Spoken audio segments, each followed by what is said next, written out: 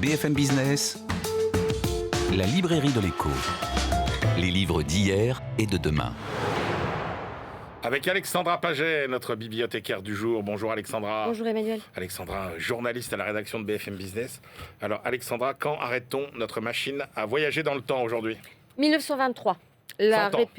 100 ans, un siècle. La République de Weimar. L'année où l'hyperinflation ruine le pays. L'année du putsch de la brasserie fomenté par Adolf Hitler à Munich. Putsch raté, rappelez-vous. Et cette Allemagne de Weimar, comment l'historien Christian Bechler nous la raconte-t-il donc dans son Allemagne de Weimar ? Alors, Christian Bechler, il est professeur émérite d'histoire contemporaine à l'université Marc Bloch de Strasbourg. Il nous rappelle que cette république s'est mise en place après l'abdication de Guillaume II à la fin de la Première Guerre mondiale, avec les réparations de guerre imposées à l'Allemagne par le traité de Versailles en 1919. Le pays est exsangue, l'hyperinflation gangrène le pays. Fin 1923, il affiche une progression hallucinante de près de 17 millions de pourcents. Incroyable, incroyable. Alors le plus intéressant, Alexandra, c'est la façon dont Christian Bechler nous raconte finalement la politique qui est mise en place à l'époque pour venir à bout de cette inflation.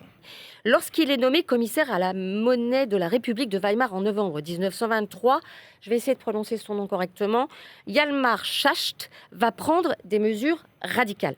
Interdire aux agents privés d'imprimer des billets. Stricte limitation du crédit bancaire pour réduire le stock d'argent en circulation. Et surtout, création d'une nouvelle monnaie transitoire, le Rentenmark, dont la valeur est gagée sur le capital industriel et foncier du pays. La confiance se rétablit et l'hyperinflation disparaît. Le Reichsmark, nouvelle monnaie officielle, est créée dès août 1924. Le docteur Schacht, nommé gouverneur de la Reichsbank en janvier 1924, gagne la bataille. Mais les épargnants allemands ont été ruinés. Et le traumatisme, Emmanuel, de cet épisode reste encore très présent dans la mémoire collective outre-Rhin, expliquant les réticences de l'Allemagne vis-à-vis des politiques monétaires qu'elle juge laxistes. Et oui, ça laisse des traces, évidemment. Une telle épreuve. Merci beaucoup, Alexandra Paget. On retrouve tout de suite notre globetrotter, Benaouda Abdelhaim. BFM Business, la librairie de l'écho. Les livres d'ailleurs. Cher Benaouda, bonjour. Bonjour. Benaouda, on démarre notre tour du monde hebdomadaire par l'Allemagne. Est-ce qu'il est plus facile que par le passé ou pas de devenir propriétaire outre-Rhin ? Eh bien, c'est un démenti circonstancié à ceux en la matière qui, en Allemagne, prétendent que c'était mieux avant. Au contraire, un document de recherche rédigé par le principal économiste de l'immobilier à l'Institut économique allemand IW, basé à Cologne, nous le dit. Il établit que l'acquisition de sa résidence principale aujourd'hui est plus facile en RFA, en Allemagne, qu'en 1980 ou en 1990. Même dans cette période de hausse des taux d'intérêt, même avec la flambée des coûts de la construction et des tensions sur l'offre. En analysant tous les paramètres, Michael Voigtlander établit que la situation actuelle reste en fait assez comparable à celle du milieu des années 2000. L'auteur a élaboré un indice d'accessibilité à la propriété à partir du coût du crédit sur 20 ans pour un logement moyen, mis au regard de l'échelle des revenus moyens en Allemagne. Il y a une quarantaine d'années, dans la RFA d'avant la réunification, certes, les prix n'avaient rien à voir avec aujourd'hui, mais les taux d'intérêt sous-jacents apparaissaient prohibitifs, dépassant les 10%. Ce n'est qu'à partir du milieu des années 90 que la situation post-réunification s'est détendue, jusqu'à arriver à 2016, où il n'a jamais été aussi facile dans l'histoire contemporaine de ce pays, en termes relatifs d'accéder à la propriété. Certes, cela s'est nettement détérioré à partir de 2021, mais ça demeure toujours moins difficile que jadis. L'auteur explique qu'il faut prendre en compte aussi les niveaux d'apport requis, les frais de courtier, les droits de mutation, la hausse des honoraires de notaire, etc., mais aussi les aides publiques à l'accession. Et en combinant tout ceci, cela nous donne des conditions qui apparaissent finalement moins restrictives qu'il y a 40 ans. L'économiste de l'IW juge ensuite que c'est vers la jeunesse allemande d'aujourd'hui, marginalisée dans l'accession à la propriété, que la puissance publique doit porter ses efforts. Direction le Tibet, Benahouda. Le Tibet, une nouvelle ligne de front de la ruée vers l'or blanc. De quoi s'agit-il ? Du lithium, c'est un réseau de chercheurs favorables à la cause tibétaine, Turquoise Roof, qui entend démontrer ici le puissant essor du véhicule électrique en Chine, qui est en train de menacer la géologie, le paysage du plateau du Tibet. L'Australien Gabriel Lafitte travaille de longue date sur l'activité minière chinoise dans la région qui se trouve au nord de l'Himalaya, où se trouve 85% de l'or blanc, le lithium du pays. Le minerai qui fait fonctionner, rappelons-le, les batteries électriques. Ce document affirme que les techniques de son extraction et de son traitement sont aussi bon marché en Chine qu'elles s'avèrent polluantes. L'auteur appuie son argumentation sur des données satellitaires, une cartographie précise à partir desquelles il a procédé à des conclusions. Et c'est bien une ruée à laquelle on assiste. D'ailleurs, ce sont des sources publiques. En mai dernier, des milliers d'offres d'investisseurs chinois ont été enregistrées pour pouvoir se lancer dans un terrain, dans une nouvelle partie de ce territoire tibétain, avec des prix initiaux dans les appels d'offres qui ont été dépassés des centaines de fois. D'après des études géologiques officielles chinoises, il y a plus de 3,5 millions de tonnes de lithium à aller chercher au Tibet et dans 2 provinces adjacentes. Dans une localité, par exemple, le numéro 1 chinois des batteries électriques, CATL, s'est vu attribuer des droits d'extraction alors que les habitants disent ne pas avoir été informés que les pâturages qui sont les leurs avaient été cédés de la sorte. Et d'après l'auteur, les Tibétains qui s'aventurent à manifester leur désapprobation risquent le licenciement, l'emprisonnement, voire pire. Il aborde ensuite toute l'importance stratégique pour la Chine de creuser ainsi ce filon tibétain, dès lors que l'objet pour la deuxième économie mondiale est de consolider une domination qui aboutirait en fait à établir au travers de ce minerai critique une nouvelle norme internationale de l'automobile post-thermique, l'automobile électrique. Allez, on parcourt tous les continents, Benahouda.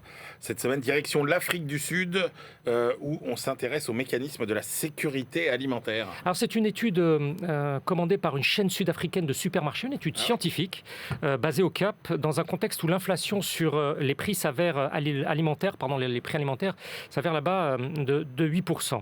Ce document est vraiment particulièrement alarmant. S'agissant d'une économie membre des BRICS, rappelons-le, le groupe des grands émergents. Ces auteurs nous expliquent qu'au moins 49% des habitants de l'Afrique du Sud risquent d'être confrontés en 2025 à la faim dans le sens où on ne sait pas vraiment de quoi sera fait son prochain repas. 4 régions rurales sont les plus affectées, le Limpopo, le KwaZulu-Natal, le Nord-Ouest et Cap-Nord qui sont vraiment les plus exposés. 49%, c'est certes moins catastrophique que les 52% précédemment évalués pour 2025, mais cela dit beaucoup de cette insécurité alimentaire que subissent des pans entiers du territoire, des habitants du territoire de ce pays le plus industrialisé du continent africain. Toujours d'après les éléments présentés ici, plus de 21% des enfants sud-africains de moins de 5 ans en 2025 vont se trouver dans une situation où la malnutrition va provoquer chez eux un retard de développement cognitif et physique, je cite. Sanjeev Raghubir, qui commente ici les indicateurs, estime que ces données, y compris dans certaines régions plus prospères, doivent amener le pays, ses autorités, ses forces économiques et sociales à prendre le problème vraiment à bras-le-corps. L'objectif avancé est de lancer un débat national visant à une prise de conscience sur la faim, mais le rapport ne nous dit pas vraiment comment ces intentions pourraient aboutir en si peu de temps. Passionnant et alarmant. Merci beaucoup, Benahouda Abdelhaim. Allez, c'est l'heure de nos ultimes choix. BFM Business, la librairie de l'écho. Les livres de la dernière minute. Christian Chavagneux, quelle est votre dernière sélection pour aujourd'hui ? Si on peut se passer de la vie de Ricardo, il faut toujours lire Keynes. Et donc, la petite bibliothèque Payot vient de rééditer les 3 derniers chapitres de la théorie générale. Ouais. Celui qui porte sur le cycle économique, où Keynes nous explique que c'est les anticipations des entrepreneurs qui vont décider du cycle. Sur le mercantilisme, où il nous dit les mercantilistes sont caricaturés comme des protectionnistes. C'est bien plus rusé que ça, la pensée mercantiliste. Et surtout, ça va bien au-delà des abstractions irréalistes de Ricardo, je cite Keynes. Et le fameux dernier chapitre dans lequel il dit les 2 problèmes du capitalisme contemporain, c'est le chômage et les inégalités. Je vais vous dire ce qu'il faut faire pour essayer de les résoudre. 3 petits chapitres de Keynes, très lisibles, ça se lit très bien. Il faut toujours lire son Keynes une fois de temps en temps. Jean-Marc Daniel. Oui, lire le chapitre sur le cycle peut-être. Les 2 autres qui sont assez connus, on peut éviter. Alors moi, je vais revenir non pas à Ricardo, mais à des exégètes de Ricardo, qui est absent du livre, je le déplore, qui est Thomas de Quincey, qui est un des grands écrivains du du 19e siècle anglais, et qui a écrit un livre sur sa consommation d'opium, et qui est les confessions d'un mangeur d'opium anglais.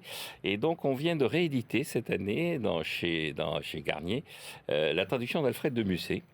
Et donc, il y a un chapitre qui explique comment le Thomas de Quincey a découvert Ricardo, comment il a été enthousiasmé par la pertinence, l'enchaînement logique de cette pensée, et comment ça l'a incité à abandonner progressivement, se laisser aller autour de la drogue pour se réinvestir sur le plan intellectuel. Et il y a un exposé dans ce livre des théories de Ricardo qui est à la fois clair et écrit par Musset, saisissant. Il va vraiment être très drogué. Hein. Dites donc, il n'y a jamais eu de livre d'entretien fictif entre David Ricardo et John Maynard Keynes. Personne n'a essayé cet exercice. On pourrait. Thomas de Quincey avait fait un livre d'entretien qui s'appelle Le dialogue des trois Templiers. Et dedans, il y a effectivement un personnage qui est censé représenter les mercantilistes, les économistes un peu traditionnalistes d'avant Ricardo. Il y avait eu le souper, vous savez, la pièce, avec Fouché et Talleyrand. Bah écoutez, Jean-Marc, c'est bon, écrivez-nous une pièce avec Keynes et Ricardo, puis vous jouerez les rôles, messieurs, tous les deux. Le tout, c'est de savoir qui se retrouve en enfer ou au paradis. Allez, moi j'ai choisi de vous parler d'un livre historique passionnant. Ça s'appelle Le Web français, histoire d'une épopée et de ses pionniers. Ça raconte 30 ans finalement de web made in France, avec tous les personnages qui l'ont façonné, les spécificités du web à la française, des entrepreneurs, des grands patrons, des ingénieurs. C'est une très belle épopée qui nous est racontée ici par Sophie Bramley, Pascal Gaillat et Fabien Soyer. C'est aux éditions Duno. Voilà, c'est la fin de cette librairie de l'écho. On se retrouve la semaine prochaine et d'ici là, bien sûr, bonne lecture.